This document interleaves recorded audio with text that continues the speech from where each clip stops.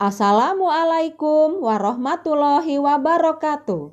Selamat sore anak-anak hebat Waikanan. Tabi pun, semoga kalian sehat dan siap belajar melalui RRI Waikanan tercinta ini. Bersama Ibu Nuni Deti Lestari dari SMP 3 Negeri Agung Kabupaten Waikanan.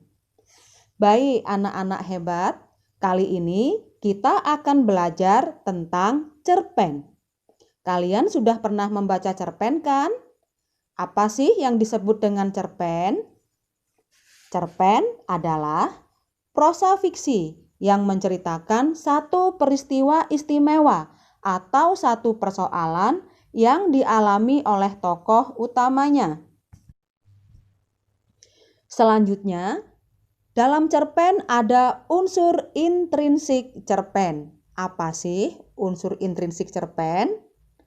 Unsur intrinsik adalah unsur yang mendukung dari dalam cerita.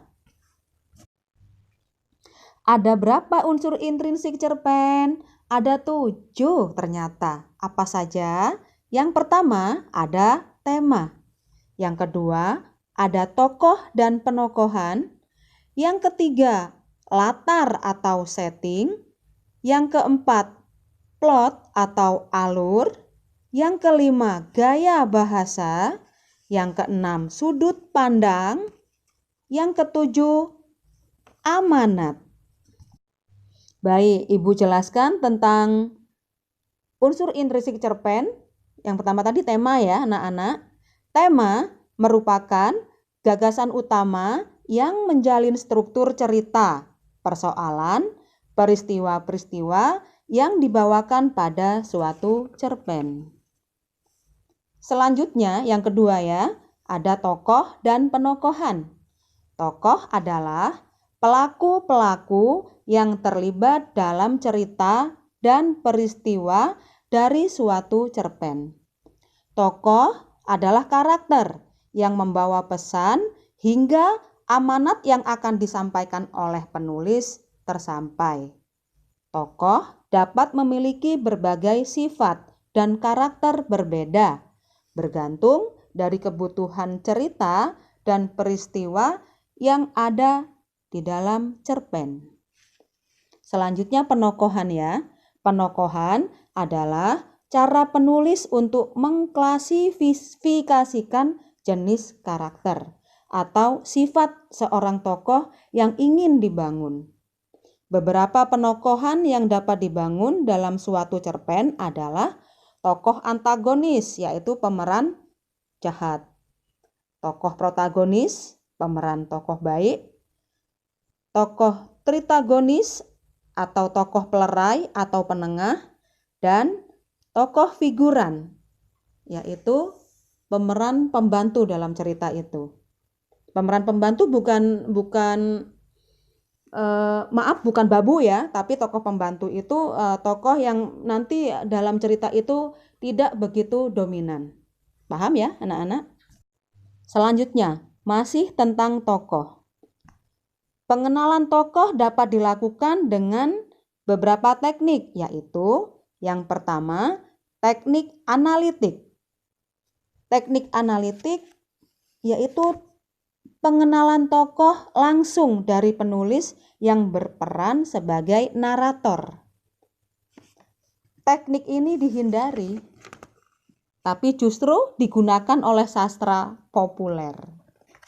Yang kedua, teknik dramatik, yaitu pengenalan tokoh secara tidak langsung melalui pemikiran tokohnya, lingkungan, peristiwa, atau bagaimana hubungan interaksi tokoh ini dengan tokoh lain di dalam cerita.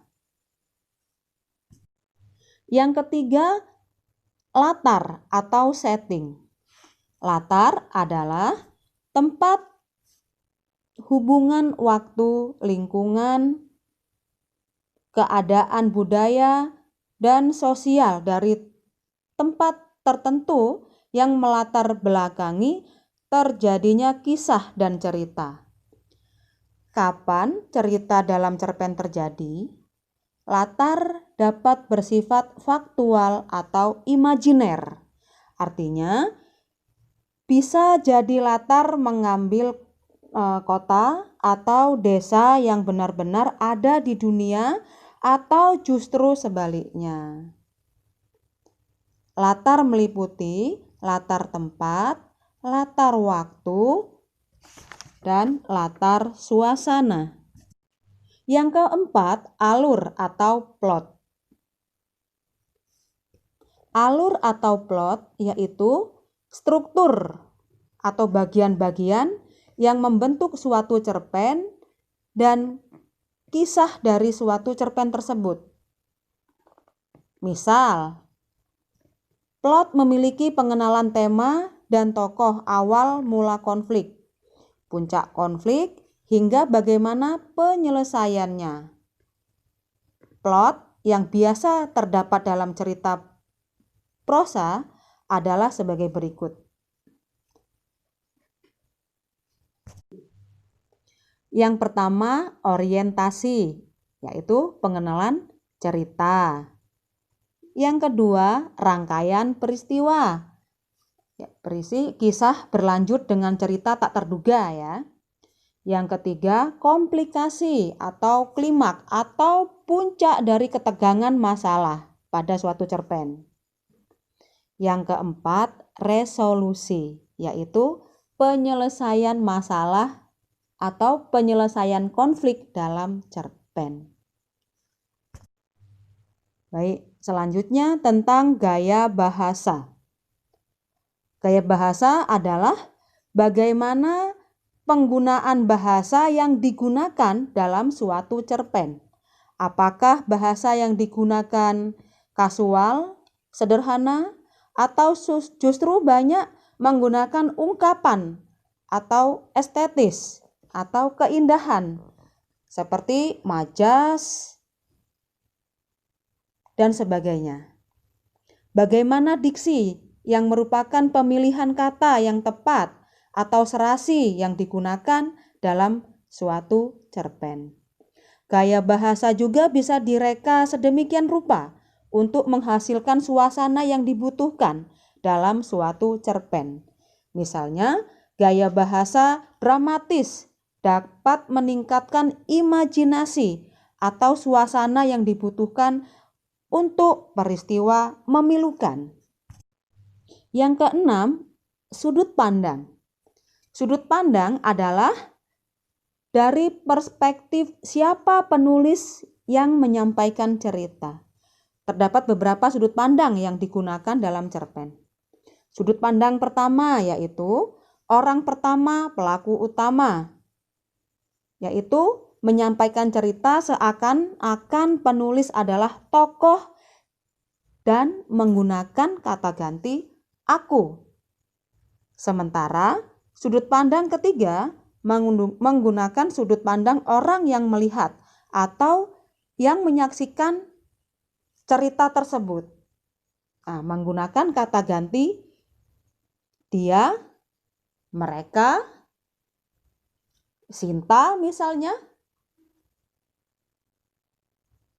Danu misalnya, dan sebagainya. Yang ketujuh ada amanat atau pesan. Amanat adalah pesan positif yang dihasilkan dari cerpen. Amanat dalam cerpen yang tidak baik tidak akan disampaikan secara langsung, namun diperlihatkan dan digambarkan melalui sebagai peristiwa dan watak tokoh yang ada. Misalnya, terdapat tokoh baik yang patut dicontoh dan sebaliknya.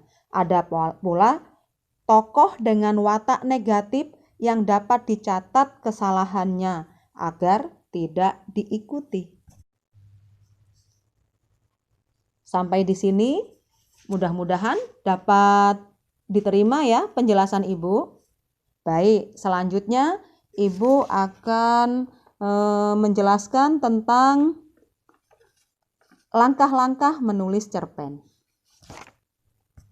Bagaimana langkah-langkah menulis cerpen agar cerpen kalian menjadi cerpen yang dinamis? Mengapa dinamis? Cerpen itu seolah-olah benar-benar terjadi. Cerita yang kalian tulis nanti seolah-olah benar-benar terjadi. Padahal cerpen itu cerita fiksi ya nak. Cerita rekayasa. Hanya karangan saja. Hanya pandai seorang penulis memainkan imajinasinya, memainkan daya hayalnya untuk menciptakan cerita seolah-olah cerita itu memang benar-benar terjadi. Jadi cerpen yang baik nanti bisa mempengaruhi hati atau perasaan pembacanya atau pendengarnya. Itu yang disebut dengan cerpen dinamis. Baik, langkah pertama yang kalian ambil untuk menulis cerpen, yaitu yang pertama menentukan premis. Premis atau ide dasar cerpen dalam satu kalimat. Atau premis adalah pintu masuk cerpen ya. Jadi pembaca kita ajak masuk cerpen, membaca cerpen kita nanti dengan diungkapkan premisnya dulu. Contoh premis ya. Misal ini, tentang pengemis kecil yang kabur dari rumah karena disiksa oleh ibu tirinya. Yang kedua, menentukan judul cerpen ya. Nah, judul cerpen yang baik itu diingat, jangan memberitahu. Mengapa? Agar pembaca penasaran. Lalu yang dihindari lagi dari menulis judul, hindari premis. Nanti pembaca malas kalau sudah di judulnya adalah premis. Misalnya seorang pengemis yang kabur dari rumah karena disiksa oleh ibu tirinya. Wah, kepanjangan itu judulnya ya. Lalu berikutnya dalam menulis judul cerpen, hindari ya, atau jangan lebih dari 4 kata. Tulislah judul itu atau berilah judul itu yang lucu, unik, yang mudah diingat. Misal, judulnya adalah Jingga. Misalnya lagi, Pelangi Jatuh di Kotaku. Misalnya lagi, Pak Adil Mencari Keadilan. Gitu. Baik, setelah menentukan premis, menentukan judul, selanjutnya menentukan unsur intrinsik cerpen. Ya, unsur intrinsik tadi, yang 7 tadi. Ya, yang 7 tadi ditentukan. Ya, ditulis dulu di kertas lain ya. Temanya tentang apa gitu ya. Udah ditambah target pembaca. Jadi cerpen kalian nanti targetnya yang akan membaca itu siapa? Misalnya untuk sesama teman, atau untuk umum, atau untuk anak-anak kecil, untuk adik-adik kita yang kelas 1 SD, untuk adik-adik kita yang TK. Jadi nanti untuk penyesuaian bahasa yang kita gunakan dalam cerpen tersebut ya anak-anak. Nah, selanjutnya, langkah menulis cerpen yang selanjutnya yaitu kita menentukan karakter cerpen kita. Ya, usahakan setiap kata jadi kalimat yang bergerak, membuat adegan yang menegangkan, penuh konflik para tokoh. Bahkan itu sejak di awal paragraf.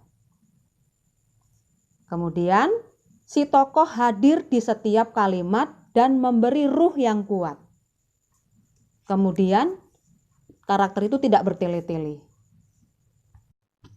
Selanjutnya, cerita yang baik atau cerpen yang baik itu harus kita beri amanat sesuai dengan tujuan cerpen.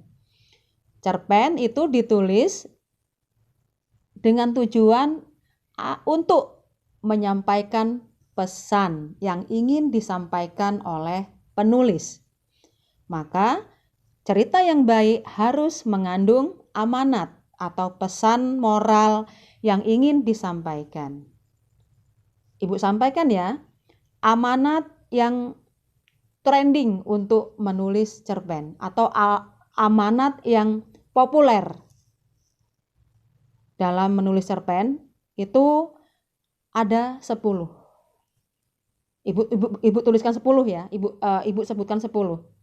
Misal tentang kejujuran, tentang kepedulian, tentang kemandirian, tentang kedisiplinan, tentang tanggung jawab, tentang kerja keras untuk mencapai suatu tujuan atau cita-cita, tentang kesederhanaan, tentang keberanian seseorang untuk menghadapi tantangan hidup misalnya, tentang keadilan, dan tentang kesabaran. Baik, yang pertama tadi Ibu sebutkan amanat atau pesan moral tentang kejujuran. Nah, ini menarik sekali tentang kejujuran.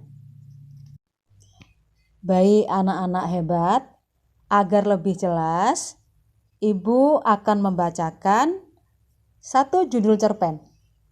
Karya Ibu sendiri ini anak-anak ya. Disimak ya. Judulnya Rembulan di Siang Hari. Pagi itu genap 5 tahun sudah, kami melepas kepergian Bapak merantau ke negeri orang. Dengan harapan dapat merubah ekonomi keluarga kami menjadi lebih baik akibat terpaan iklim ekonomi dalam negeri yang sedang mengalami inflasi dan devaluasi. Mengakibatkan ekonomi keluarga pun menjadi tidak stabil, bahkan terseok-seok. Dengan semangat yang tak kenal menyerah, terpaksa ibu harus berjuang keras demi menghidupi keempat anak-anaknya yang masih butuh banyak biaya. Sejak Bapak berangkat merantau, baru sekali mengirim uang untuk biaya hidup kami di rumah. Hingga kini, Bapak yang perannya sebagai kepala keluarga itu tak kunjung juga memberi kabar di mana ia sekarang. Ibu sudah berusaha menghubungi nomor telepon tempat kerja Bapak. Namun katanya Bapak sudah tidak bekerja di situ lagi. Terputus sudah kontak dengan keluarga di rumah. Anak-anaknya sudah mulai remaja. Otomatis biaya sekolah dan sehari-hari pun meningkat. Aku jingga. Saat itu sudah duduk di bangku kelas 9 SMP. Satu-satunya adikku lelaki, Seto, kelas 7 SMP, Nila kelas 5 SD, dan si bungsu Vio kelas 2 SD. Ibuku bernama Salama, yang sehari-hari berprofesi sebagai penjahit pakaian wanita. Tinggal di rumah sederhana, berdinding bata merah yang tidak terlalu besar, dan belum sempat memasuki masa finishing untuk sebuah rumah sempurna. Bersama keempat anaknya yang selalu setia menguatkan bahu ibu untuk tetap tegar menjalani suratan tangan yang tertulis untuk kami. Ibu selalu mengajarkan pada kami untuk tidak mengeluh dengan semua kesulitan yang dialami. Dengan sangat sabar, ibu mengajarkan ikhlas kepada anak-anaknya. Kendati ibu sadar sepenuhnya, kata ikhlas itu luar biasa beratnya. Selain sebagai penjahit pakaian wanita, ibu juga sempat membuat kue-kue ringan yang biasa ibu buat bersamaku dan adik-adik. Terkadang kami membawa kue buatan ibu ke sekolah untuk kami jual kepada teman-teman saat jam istirahat tiba. Ada sebagian kue yang dititipkan di warung kopi dekat rumah. Terkadang ibu juga menerima pesanan kue dari pelanggan yang sudah biasa memesan aneka kue pada ibu. Menjelang Lebaran adalah hari-hari sibuk bagi kami. Ibu kebanjiran order kue dan bahan baju untuk Lebaran pun sempat ibu tolak karena takut tidak tercapai target kerja. Ibu khawatir membuat pelanggannya kecewa. Aku dan ketiga adikku hampir tidak sempat bermain bersama teman-teman karena tidak tega meninggalkan ibu di rumah yang sedang sibuk bekerja. Sebagai anak sulung, aku mengingatkan ibu untuk beristirahat walau sebentar. Tapi ibu selalu tersenyum padaku sambil berkata, "Iya sayang, ibu selesaikan satu baju ini dulu ya." Ibu bekerja hingga larut malam, terkadang hingga menjelang pagi, jika sedang banyak jahitan pelanggan yang minta cepat dijadikan. Hingga suatu hari ketika aku, Seto, dan Nila pulang sekolah. Kami dapati pintu rumah tertutup. Tidak terdengar mesin jahit ibu berbunyi. Suara mixer pun tidak terdengar. "Kok tumben rumah tutup? Ibu kemana ya, Tok?" tanyaku kepada Seto yang juga wajahnya cemas dengan keselamatan ibu. "Iya Mbak, nggak tahu ibu kemana ya," jawab Seto. Sementara Nila berjalan ke arah belakang menyusuri rabat rumah menuju dapur. "Di dapur juga sepi, nggak Nila dengar suara mixer ibu kok," kata Nila dengan wajah cemas pula. Aku dan Nila duduk di kursi panjang yang ada di teras sambil berpikir keras. Sementara Seto mengetuk-ngetuk pintu sambil mengucap salam dan memanggil-manggil ibu. Tak lama terdengar suara cekrek-cekrek dari balik pintu. Hati kami lega, ternyata ibu ada di rumah. Pintu pun dibuka dari dalam.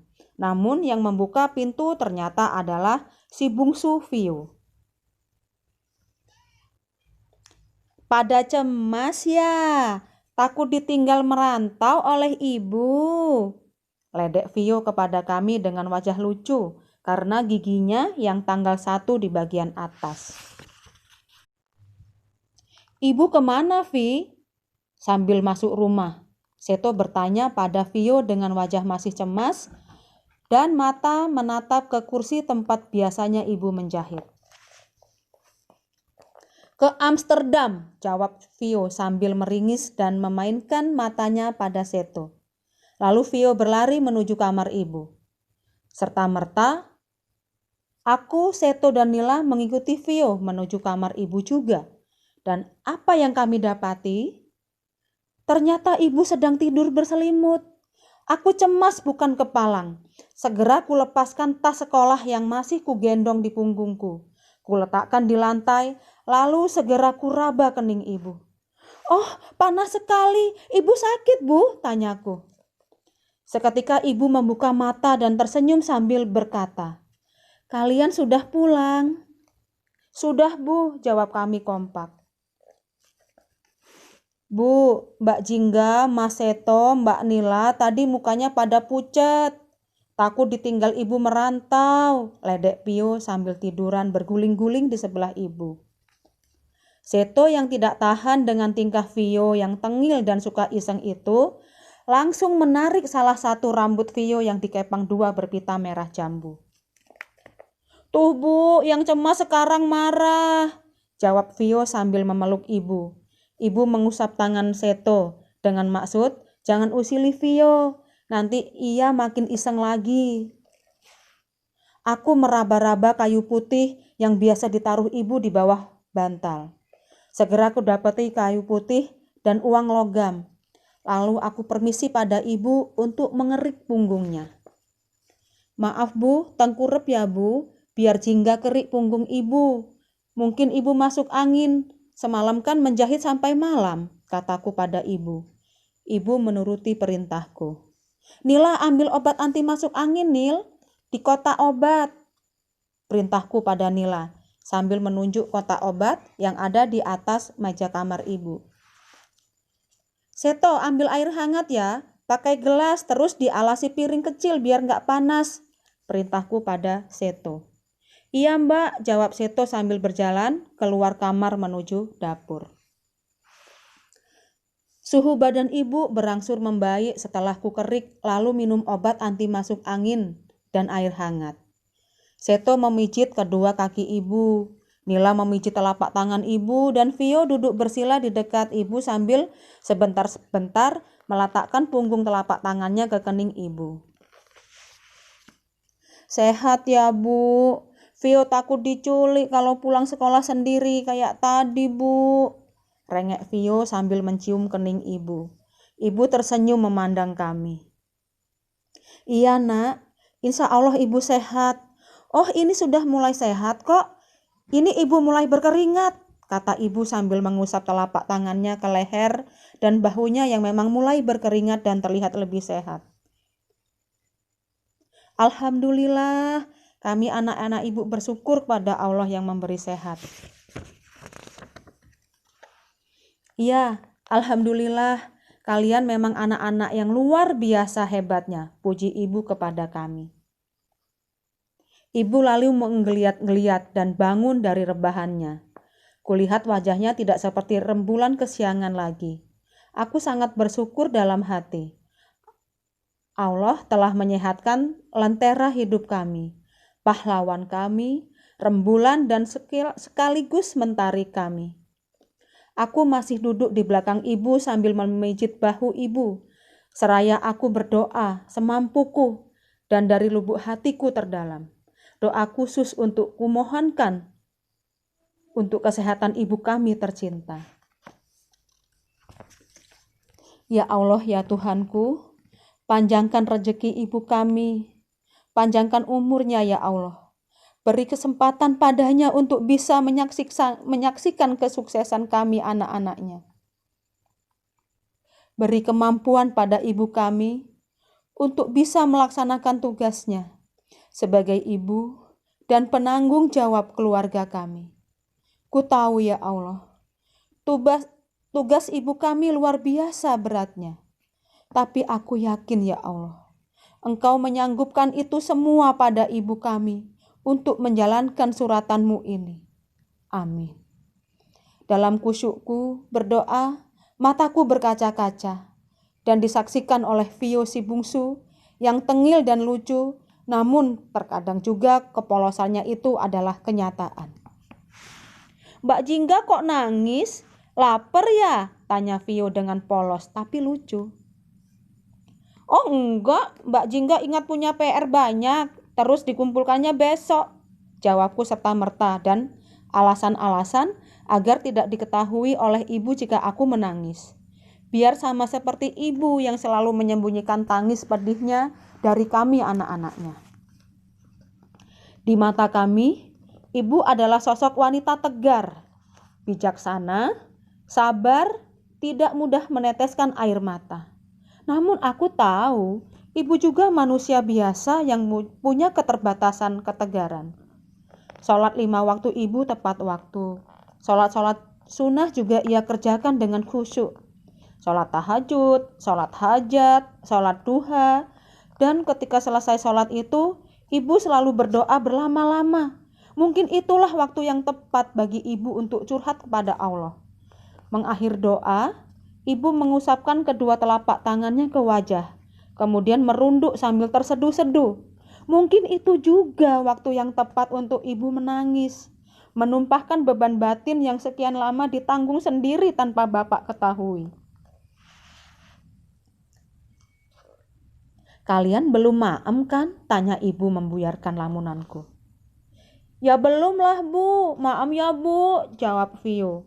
Laki-laki dengan polos, lucu dan tengil. Masya Allah, sudah jam 2 nih.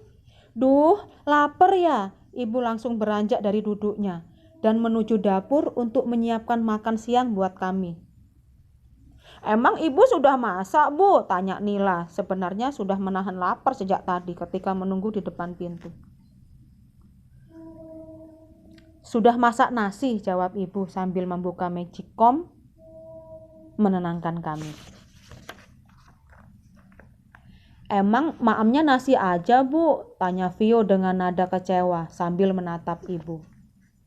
Wah cerewetnya, jawab Seto sambil menarik sebelah kepang rambut Vio. Vio langsung mencibirkan bibirnya pada Seto dan Seto pun membalas dengan hal yang sama. Ya tidaklah sayang, Paki lauk ya, jawab ibu sambil tersenyum menyenangkan kami anak-anaknya yang siang itu jujur kami kelaparan karena ibu sakit. Lauknya apa bu? Nggak ada apa-apa gini? Tanya Vio sambil melirik ke arah meja dapur yang memang tidak ada apa-apa selain piring-piring kosong sebagai peralatan makan kami yang disediakan ibu di meja itu. Ada, tenang saja. Lauknya pepes saja ya, jawab ibu melegakan hati kami. Mana bu? Tanya Nila tidak sabar. Ibu beli dulu ya, jawab ibu sambil bergegas memakai jilbab yang memang sudah ada di kastok dekat ruang dapur. Maaf. Ibu mau kemana? Tanyaku, masih khawatir dengan kesehatan ibu.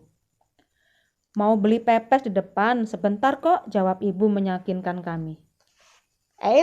Jangan, biar Jingga saja yang beli. Maaf, sini uangnya bu, pintaku pada ibu.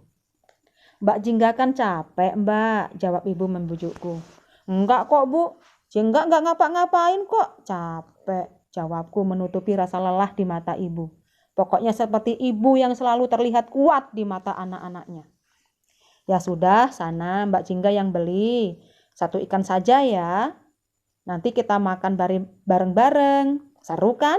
Kata ibu yang pandai sekali menutupi kekurangan pada kami. Yuk mbak, ku antar biar cepat, kata Seto menawarkan jasa. Biarlah mbak sendiri saja, dijamin cepat, oke? Jawabku, singkat dan segera berangkat. Aku pinjam motor Honda Astrea Grand keluaran tahun 97, milik ibu, yang dibeli dengan cara kredit sewaktu dulu bapak masih di rumah. Aku tarik gas agak kencang agar cepat sampai tujuan dan segera kembali. Ketika aku sudah membeli pepes dan mulai menghidupkan mesin motor, tiba-tiba Bupon menjual kue-kue basah yang kiosnya bersebelahan dengan pedagang sayur dan lauk matang itu menyetopku dan mengatakan bahwa kue roti goreng dan bolu kukus buatan ibuku laris. Beliau minta diantar lebih dari biasanya untuk hari esok. Dan beliau juga menitipkan sejumlah uang penjualan kue buatan ibu hari ini untuk kusampaikan. Dan pasti ibu senang karena hari ini dapat uang tunai dari penjualan kue. Sesampai di rumah, aku langsung buru-buru masuk rumah mencari ibu. Ternyata ibu dan adik-adikku sudah menunggu di ruang tengah sambil tiduran di tikar yang memang tempat paling nyaman buat kami makan bersama. Kupandang adikku Vio sudah cemberut padaku. Mungkin karena aku terlalu lama saat membeli pepes tadi. Waduh, adik Mbak Jingga yang satu ini sudah kelaparan ya. Dan gak kuat duduk, ledekku pada Vio sambil menggelitik perutnya yang lepes. Vio menggeliat-geliat. Mbak Jingga kelamaan sih belinya, kirain langsung merantau dulu, jawab Vio kesal. Ih, ya enggak lah, masa iya sih tega ninggalin Vio yang lucu ini? Bujukku pada Vio yang mulai sering bertanya tentang keberadaan bapak. Mungkin ia rindu bapak. Aku segera mengeluarkan bungkusan pepes dari plastik kresek. Kuletakkan di piring lalu kuserahkan pada ibu untuk dibagi menjadi 5 bagian yang sama besarnya. Ini ibu yang bagi biar adil, kataku pada ibu, maaf. Iya, sini ibu bagi. Dengan menggunakan sendok, ibu dengan adil membagi 1 ekor pepes ikan emas itu untuk kami berlima. Nila dan Vio mendekati ibu karena memang sudah sangat lapar. Nah, ini sudah ibu bagi, sekarang ambil satu-satu ya. Banyakin nasinya biar cepat gede, bujuk ibu pada Nila dan Vio agar tetap kenyang walau lauknya hanya sedikit. Bu, Vio ambil bagian yang mana? Tanya Vio karena bingung, bagiannya cuma pas 1 orang 1 potong dan sedikit pula. Nila yang mana bu? Tanya Nila juga, yang sudah siap memegang piring berisi nasi. Sini Mas Seto yang bagi, biar adil. Pembagian berdasarkan peran di rumah ini ya, kata Seto pada Nila dan Vio. Kepala buat ibu, kan ibu kepala keluarga. 3 iris tengah buat Mbak Jingga, Mas Seto, Mbak Nila, jelas Seto. Vio buntut dong, jawab Vio sedikit kecewa. Kan sesuai peran, Vio anak bungsu, ya dapat buntut, jawab Seto meledek Vio. Ya enggak, kenapa ibu bagiannya kepala? Kan kepala keluarganya bapak, tegas Vio. Bapak enggak di rumah, anak pinter, jawab Seto sambil mencubit dagu Vio. Ngapalah bapak enggak pulang-pulang, jadinya ibu yang kebagian kepala, gerutu Vio. Dah, ayo maam nak, nanti ikannya diambil Mas Seto loh. Ibu mengalihkan pembicaraan agar kami tidak berdebat tentang bapak. Tapi memang benar yang dikatakan adikku Vio. Jika bapak kerja di rumah saja dengan ibu, mungkin ada tempat ibu untuk berkeluh kesah. Setidaknya bisa untuk ibu jadikan berbagi cerita, berdiskusi, dan penguat batin ibu yang sejati. Jika ibu lelah batin, bapak bisa memberikan bahunya untuk ibu bersandar. Sebagai anak tertua, tentu aku sangat perhatian pada ibu. Adik-adikku juga. Kami selalu membantu ibu dengan suka hati. Terkadang tanpa ibu minta. Kami sudah tahu tugas masing-masing untuk meringankan pekerjaan ibu. Begitulah kebersamaan kami bersama ibu saat di rumah. Walau beban hidup cukup berat bagi ibu saat itu, namun ibu terus mengajarkan kepada kami tentang hal kemandirian. Tidak menyerah, saling menyayangi, saling membantu, tetap merunduk pada Ilahi, dan jangan dendam pada Bapak. Walau sang mentari itu cukup lama menghilang dari peredaran. Tapi kami wajib menghormati jika suatu hari nanti Bapak kembali.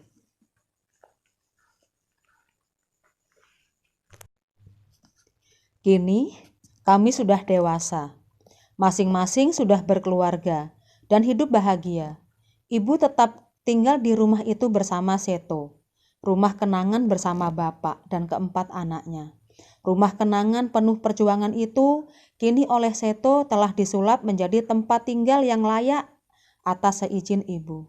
Seto menambahi dengan ruangan cukup luas di samping kiri bangunan induk yang dijadikan sebagai tempat usaha, mengembangkan usaha ibu dan bisa membayar upah pekerja sebanyak 10 orang dengan gaji yang sesuai.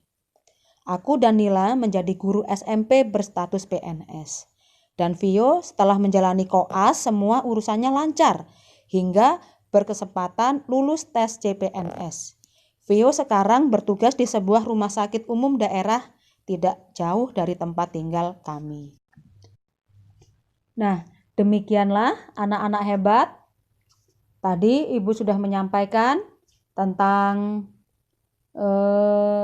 unsur intrinsik cerpen, kemudian langkah-langkah menulis cerpen. Karena bahasan kita tentang cerpen ya nak. Nah, selanjutnya Ibu akan memberi tugas pada kalian, penugasan pada kalian, yaitu menulis cerpen dengan tema kejujuran atau anti korupsi. Ibu ulangi, menulis cerpen dengan tema kejujuran atau anti korupsi. 2 tema, Bu, tidak, ya temanya tentang kejujuran. Maksudnya kejujuran itu bisa juga andai kalian akan menulis tentang anti korupsi gitu. Intinya tentang anti korupsi. Korupsi tidak harus maaf ya, tidak harus orang-orang besar.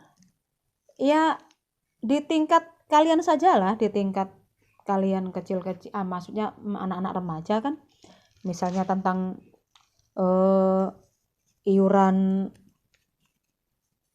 acara apa gitu kan, kalian sering mengadakan acara ya, misalnya iuran untuk kegiatan sekolah misalnya, untuk lomba misalnya ya.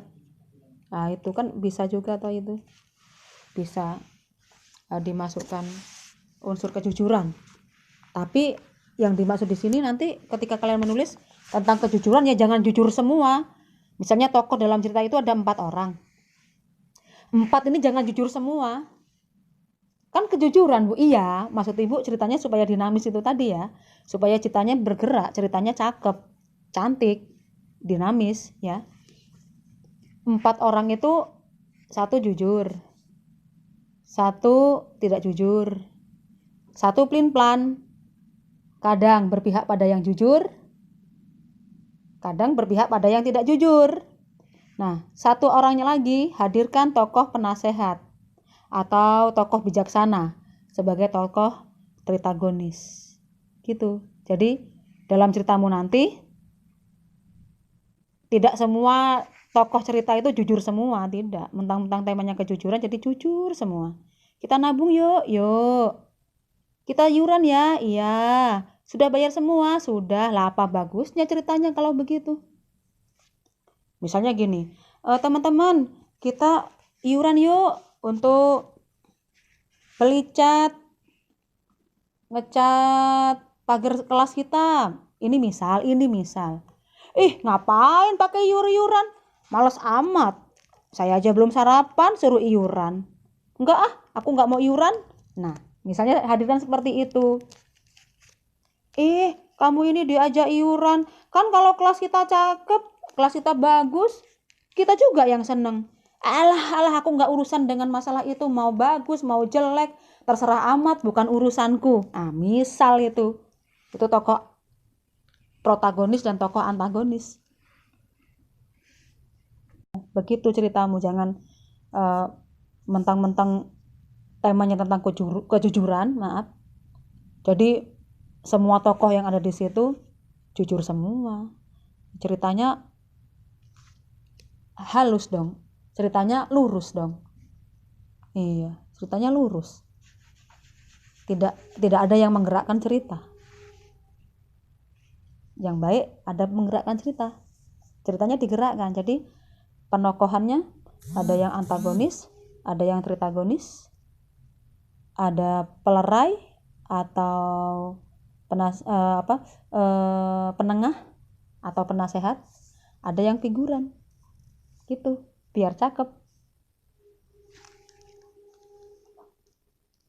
Baik, tulis ya. Tulis cerpen temanya tentang kejujuran atau anti korupsi. Usahakan diketik supaya mudah mengirimnya. Maksud Ibu, mudah mengirimkan pada Ibu. Cerpen kalian nanti, insya Allah, akan Ibu bukukan menjadi 1 buku antologi cerpen karya siswa Sewaikanan. Sekali lagi, menulis cerpen dengan tema kejujuran, diketik, kemudian nanti dikirimkan Ibu melalui email Ibu catat ya nak, detikktb@gmail.com. Ibu ulangi, email Ibu detikktb@gmail.com. Sekali lagi Ibu ulangi, untuk mengirimkan cerpen hasil karya kalian, kirimkan ke email Ibu detikktb@gmail.com. Jika ada pertanyaan, boleh kalian tanyakan pada Ibu melalui nomor Ibu catat ya, 0812 720 22622. Ibu ulangi, jika ada pertanyaan yang akan kalian tanyakan atau ingin kalian tanyakan atau ingin kalian diskusikan pada Ibu, kalian dapat menghubungi Ibu melalui nomor 0812 720 22622. Itu nomor Ibu. Mau telepon pakai itu bisa, atau melalui WhatsApp WA bisa. Kalau mau mengunjungi Facebook Ibu Nuni Deti Lestari, itu banyak Ibu mengunggah di situ contoh-contoh novel Ibu di Facebook Ibu. Andai kalian ingin mengunjungi Facebook Ibu Nuni Deti Lestari. Ya, fotonya foto Ibu. Kalau ingin membaca lah ya sebagai bahan apa ya? Sebagai pembelajaran atau sebagai rujukan. Ibu memposting beberapa part di situ sampai 20 part sepertinya. 20 bagian. 20 bab novel Ibu. Novel Ibu 30 bab. Sudah Ibu posting di situ 20 bab.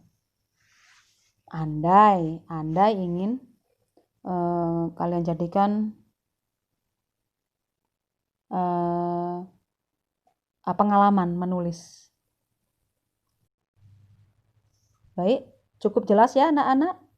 Ya, andai belum jelas, andai akan ditanyakan, ada yang akan ditanyakan, ada yang ingin ditanyakan, silahkan menghubungi Ibu melalui nomor yang Ibu sampaikan tadi ya. Insya Allah pasti sampai. Insya Allah sampai. Jika kalian mengirim WA misalnya, insya Allah sampai, karena ya Ibu sangat ingin, sangat suka jika anak Waikanan ini bisa menulis fiksi. Bisa menulis gitu. Iya, hanya bermodalkan menguatkan daya hayal bisa menulis. Ya, itu juga kan bisa dijadikan sebagai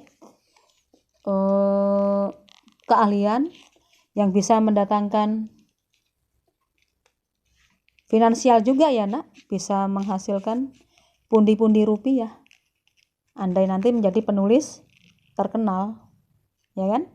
Hanya bermodalkan semangat menulis, imajinasi instingnya kuat, pandai menggerakkan cerita, pandai memilih kata-kata, senang mengunjungi tempat-tempat yang unik-unik, yang tempat-tempat rekreasi juga bisa. Ya, senang berkunjung lah. Tapi ini saat COVID ini, saat pandemi ya dikurangi dulu. Ya besok-besok kalau sudah aman, atau pengalaman yang sudah kalian laksanakan atau sudah kalian jalani bisa kok dijadikan acuan untuk menulis cerpen. Misal pernah mengunjungi pantai Pahawan, bisa kok dijadikan cerpen, itu bisa. Pernah mengunjungi Curug Gangsa, bisa dijadikan cerpen. Ya, jadikan acuan untuk menulis cerpen. Baik, demikian yang dapat Ibu sampaikan. Kurang dan lebihnya Ibu mohon maaf. Ibu akhiri. Assalamualaikum warahmatullahi wabarakatuh. Tetap semangat ya nak. Semangat meraih prestasi. Terima kasih.